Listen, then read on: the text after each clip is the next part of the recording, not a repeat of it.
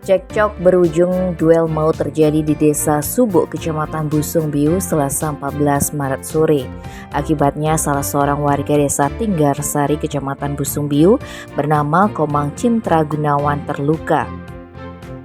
Menurut Kapolsek Busung Biu, AKP Wisnaya, saat dikonfirmasi Rabu 15 Maret pagi, kejadian bermula saat Cintra pesta miras bersama teman-temannya di salah satu rumah di Desa Subuk. Usai minum miras, Cintra dikabarkan pulang ke rumah. Namun ternyata ia kembali lagi ke tempat minum dengan membawa pedang dan melakukan pengancaman, sehingga membuat temannya emosi. Setelah itu, Komang Cintra kembali ke rumahnya di kawasan Banyerinas Kauhan, Desa Tinggarsari, Busung Biu. Sesampainya di rumah, ia didatangi oleh pelaku.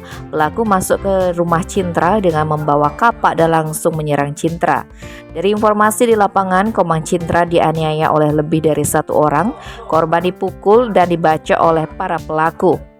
Konon kejadian ini disaksikan langsung oleh anak korban yang masih berusia 16 tahun.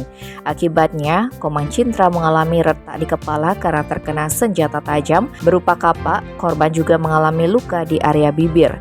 Polsek Busung Biu masih melakukan pengembangan kasus dan meminta keterangan saksi-saksi. Wisnaya menduga kejadian ini berawal dari salah paham. Korban berkelahi dengan teman-temannya minum. Korban maupun pelaku sama-sama dari Tinggarsari. Pihak kepolisian belum menetapkan tersangka lantaran masih dilakukan pengembangan kasus. Korbannya juga belum bisa dimintai keterangan karena masih sakit. Tim Bali Express melaporkan.